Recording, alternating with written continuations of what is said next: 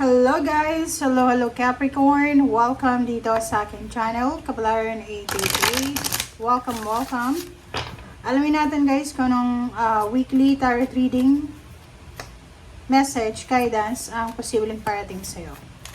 Okay Capricorn, thank you sa lahat ng Capricorn na patuloy na sumusubaybay dito sa aking channel. So maraming salamat guys sa patuloy na panunood, pagsubaybay, pagtangkilik dito sa aking channel.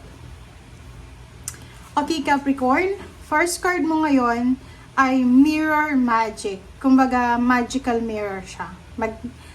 Magnetic magical mirror. So, sinasabi ng baraha sa'yo dito na sa linggong ito, meron kang mamamanifest or meron kang posibleng wini-wish sa iyong buhay na mangyayari siya sa linggong ito. It's number 752. Sinasabi na matagal mo na tong hinihintay, matagal mo na tong minamanifest, pinagpipray, matagal mo na tong kumbaga ini-imagine, okay? So maybe this is a job, kasi may stability dito may 3. So financial, emotional stability, new love life, travel, new source of income, new source of interest, parang gano'n, new hobbies, and new source of parang excitement and inspiration. Okay, thank you.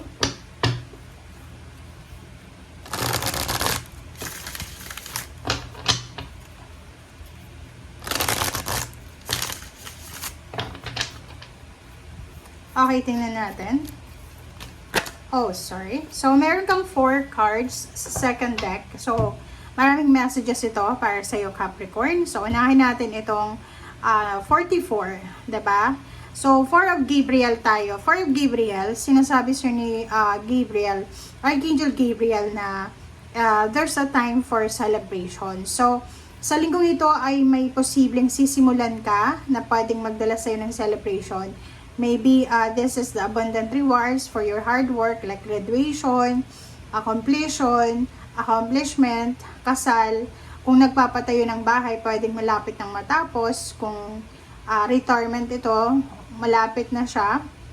So, sinasabi ng baraha sa'yo na i-welcome mo itong financial and emotional stability.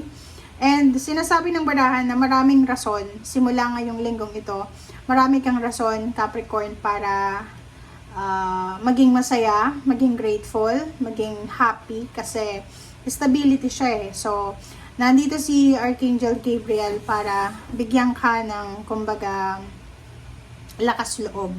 Okay, lalo doon sa mga Capricorn na parang feeling nyo, ang ilap ng swerte sa inyo. So, dito sinasabi na time for a celebration. So, congratulations kung ano man itong celebrate mo sa linggong ito. Basta, maybe this is the celebration of love, victory, success, rewards, awards, recognition, salary increase, higher position, lump sum of money, or yun, new house, new career, new source of happiness.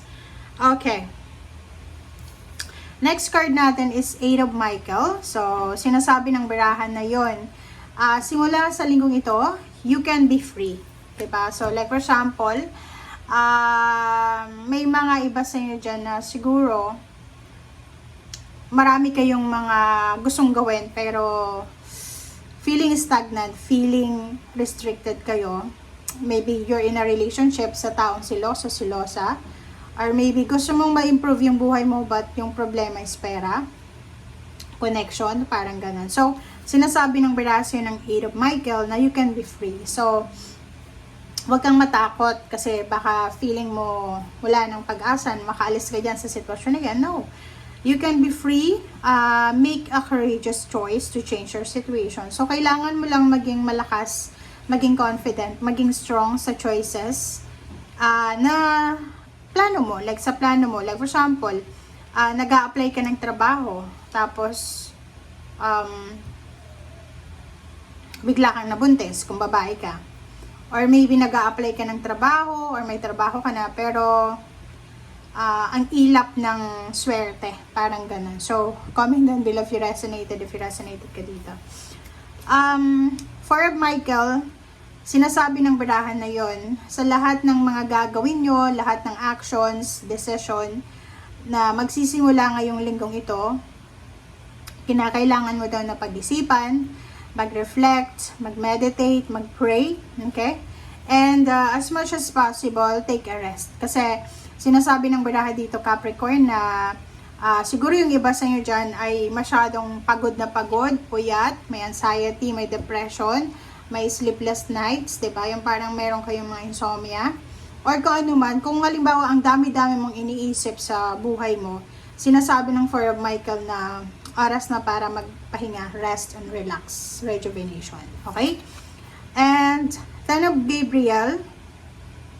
So yun, so sinasabi ng baraha sa'yo na kung may kailangan ka, huwag mong suluhin yan. Kung may problema ka, huwag mong suluhin yan.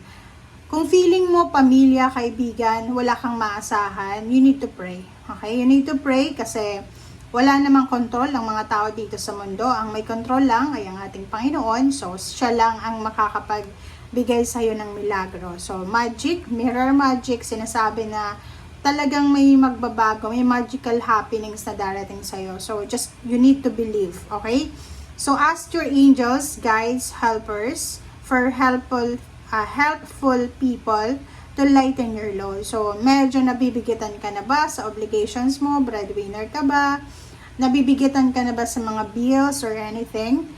Sinasabi ng baraha dito, iwasan mo Capricorn, yung pag-people please. Okay, yun yung pinaka mahirap. Okay, kasi yung people pleasing, pansamantala lang yan eh.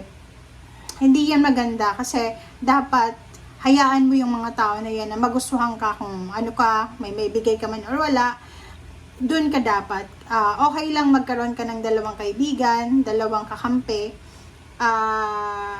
hindi tulad ng 10 or 20 sila, pero pinipeople please mo. Once na hindi sila ma-please sa ginagawa mo, wala kang maasahan sa kanila. Parang ganun. So, you need to, kumbaga, stop pleasing, people pleasing. Okay?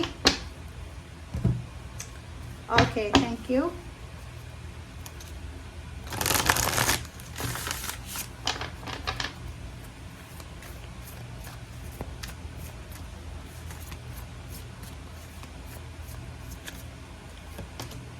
Okay, Capricorn, Zero the Fool. So, sinasabi ng baraha sa'yo dito na simula ngayong linggo, maraming kumbaga opportunities and possibilities na pwedeng magbigay sa iyo ng tulong para makaipon ka ng pera, makahanap ng trabaho, makahanap ng lugar kung saan ka pwede. Okay, and Queen of Disc, wow, ang ganda. And Prince of Wands. So yun, sinasabi ng baraha sa iyo dito, ihanda mo ang sarili mo Capricorn. Okay, so mga Capricorn dito, makinig kayo.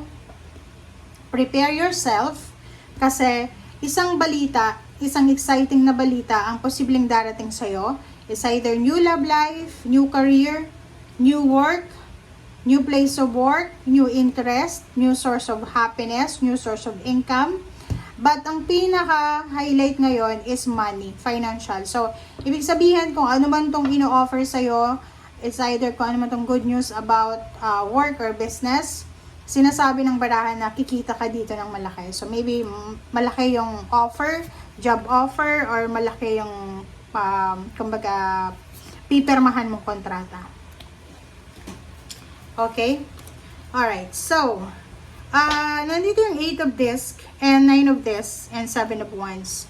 Sinasabi ng baraha sa'yo, Capricorn, na kung may trabaho ka sa ngayon, kailangan mong pagbutihan yan. Like, for example, feeling mo, pagod ka na sa trabaho, siguro may mga iba sa inyo na nakakaisip ng mag-resign, or yung iba naman sa inyo dito is feeling nyo hindi kayo swerte sa lugar kung saan kayo nagtatrabaho, parang ganyan. But 7 of Wands, sinasabi na protectionan mo daw kung ano yung meron ka. Maraming unemployed ngayon, so if you have job, if you have career, if you have business, if you have sources of income or resources, you need to be thankful and grateful kasi sa buhay ng tao ngayon, lahat tayo dito, sobrang hirap sa buhay. So, you need to be thankful and grateful kung ano man ang meron ka sa ngayon. Lalo na sa trabaho or negosyo or pagkakakitaan. Kung meron ka ngayon, yan, you need to be thankful. Okay? So, thank you guys for watching. Ito ay para sa lahat ng mga Capricorn by Capricorn. Bye!